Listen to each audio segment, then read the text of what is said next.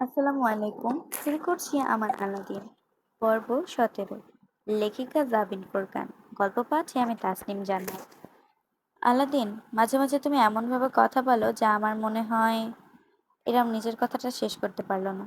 শব্দগুলো দ্বিধান্বিত হয়ে গলার ভেতর আটকে গিয়েছে। উদ্ভ্রান্ত দৃষ্টিতে সে দেখছে তার ওপরে ঝুঁকে থাকা সাইবানকে।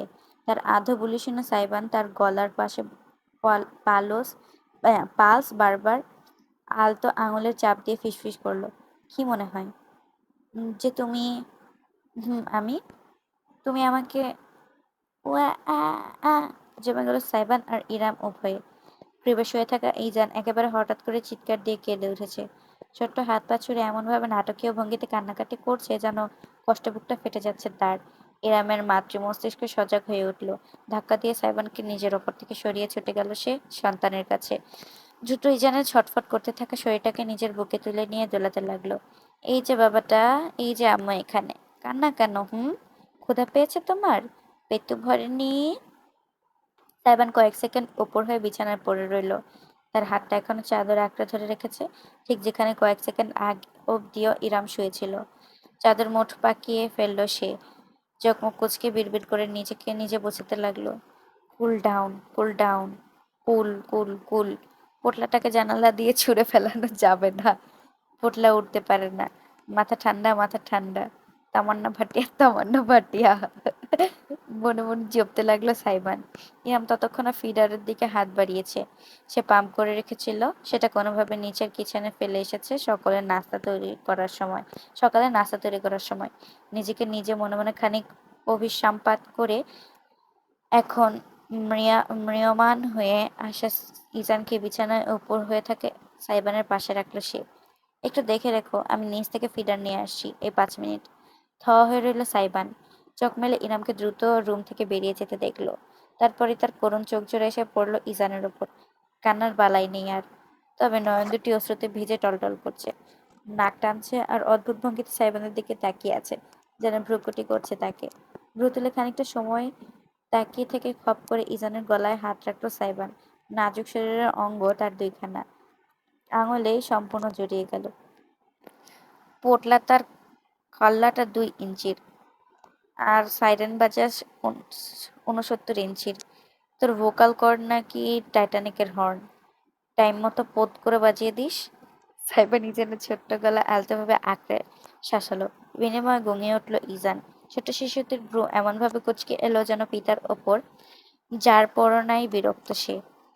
এই চুপ! চোখ পাকাস কাকে তুই? চিনিস আমাকে? আমি তোর বিনাশ্রমে হয়ে যাওয়া বাপ।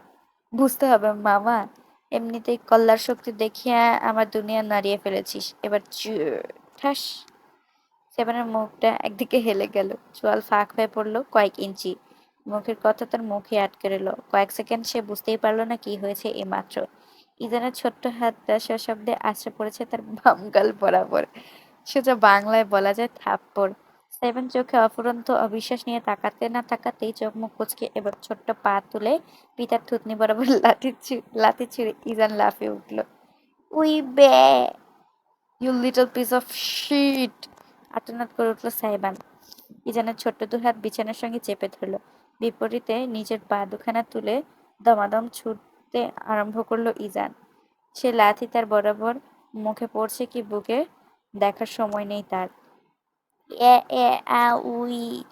নাটকবাজ, ধড়িবাজ, চালবাজ, এক চটকনায় মুড়িবাজ। এই যে আম্মু এসে পড়েছে পুচুকু। পিতা পুত্রের টি-20-র মাঝে রুমে প্রবেশ করে জমে গেল ইরাম।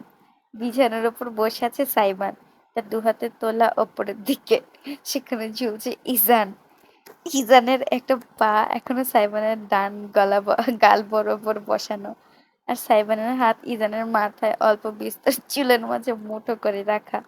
দুজনে থমকে গেল ইরামের কণ্ঠস্বর শোনার সঙ্গে সঙ্গে। ঘুরে তাকালো ওই অবস্থায়। ইরাম দৃশ্য দেখে হাসবে কি কাঁদবে ভুলে গেল। ড্যাব ড্যাব করে তাকিয়ে রইল শুধু। ইজানি সর্বপ্রথম নিজের আদলাটিটা পূর্ণ করে সাইবানের গালে ঠেটিয়ে কেঁদে উঠল। আইউয়া আ!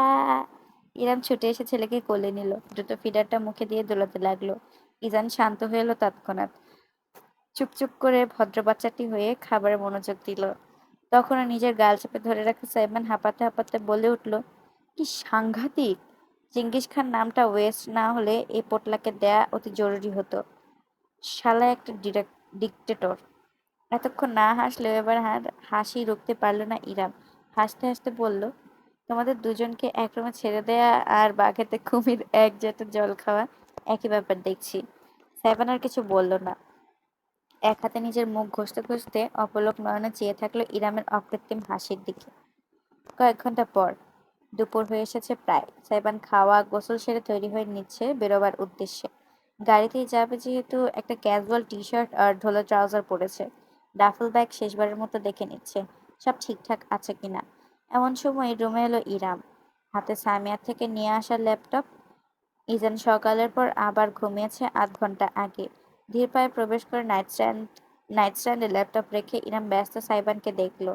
কাজের সময় ছেলেটার মনোযোগ একেবারে অনন্য ধরনের। কিছুক্ষণ ইতস্তত করল রমণী, তার কিছু টাকা দরকার। হাত একেবারেই ফাঁকা। উপরন্তু সে সিদ্ধান্ত নিয়েছে আগামীকাল সুগন্ধার সাথে বাইরে গিয়ে কম্পিউটার কোর্সে ভর্তি হয়ে আসবে। সাইবান যেহেতু চলে যাচ্ছে, তার সাথে আর কথা বলার সুযোগ হবে না। কিন্তু টাকার ব্যাপারটাও তুলতে কেমন যেন লাগছে তার কাছে। সামিয়ার কাছে এই কারণেই চাইতে পারেনি। এমনিতেই তার জন্য অনেক করেছে বাড়ির মানুষগুলো।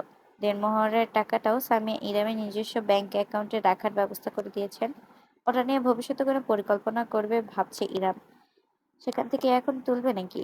অনেক কিছুই ভাবলো সে, শেষমেশ সিদ্ধান্তে উপনীত হলো। সাইমনের পাশে গিয়ে দাঁড়ালো। ইরাম, একটা কথা বলার ছিল। ঝেড়ে কেশে ফেলুন, আমার তাড়া আছে। নিজের কাজ করতে করতে বলল সাইবান। ইরাম খুব বেশি সময় আর নষ্ট করলো না।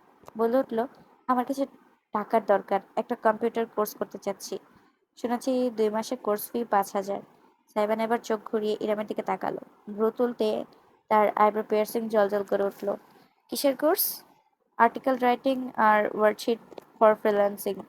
ফ্রিল্যান্সিং করবেন সিদ্ধান্ত নিয়েছেন? আপাতত হ্যাঁ।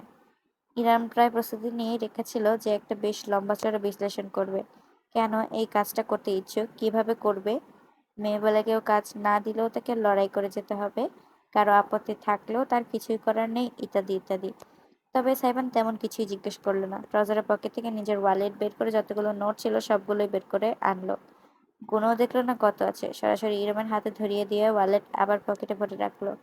ইরাম অবশ্য গুনে দেখলো, 8টা 1,000 টাকার নোট আর 4টা 500 টাকার নোট, মোট 10,000 টাকা। এটা তো অনেক বেশি, তোমার লাগবে না? ওয়ালেট তো পুরো ফাঁকা করে ফেলেছে দেখলাম। আমার কার্ড আছে, ক্যাশ না হলেও চলবে, বলে সাইবান ব্যাগ কাছে ঝুলিয়ে রুমের দরজার দিকে এগোলো। আমার তো 5,000 টাকা হলেই চলবে, 10,000 কেন দিচ্ছ? ইরামের কণ্ঠস্বরে সাইবান ঘুরে তাকিয়ে বলল, রেখে দিন, পরে কাজে লাগবে।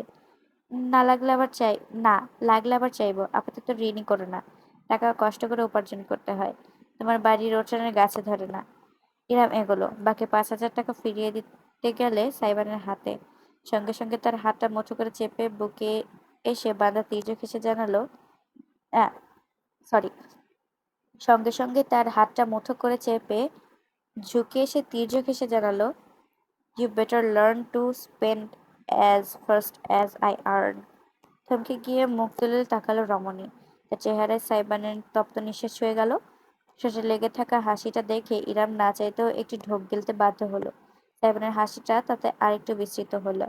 ইরামের বাহু বেয়ে তার হাতটা উঠে এলো কানের লতিতে। কিছু এলোমেলো চুলের গোছা সযত্নে কানের পেছনে গুজে দিল সে। তারপর মুখ নামিয়ে সেই কানের কাছে আবেশমাখা মৃদু কণ্ঠে বলল, পরের বার থেকে আর আমার কাছে টাকা চাইবেন না।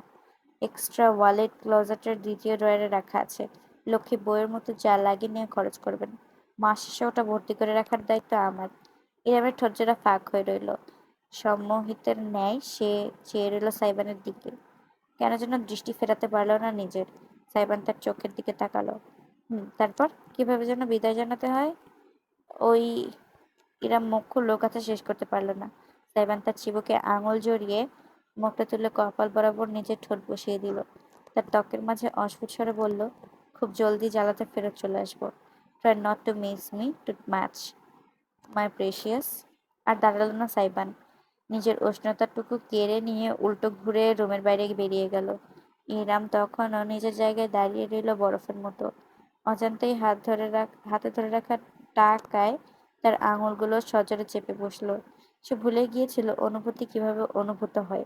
অথচ বহুদিন বাদে আজ তার উষ্ণ কিছু একটা ক্ষণিকের জন্য হারিয়ে ফেলার অনুভূতি কেন হচ্ছে সেটা তার মস্তিষ্কও বুঝতে পারল না।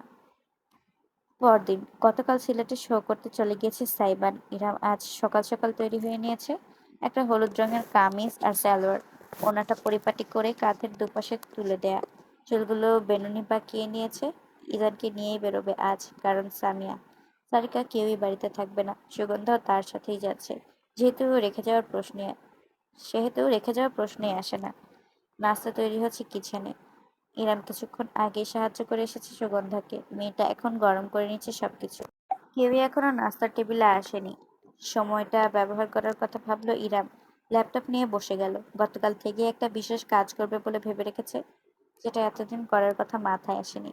সুগন্ধার থেকেই টুকটাক খবর পেয়েছে সে। ইউটিউবে গিয়ে সার্চ দিল, অ্যারাবিয়ান ডেইজ।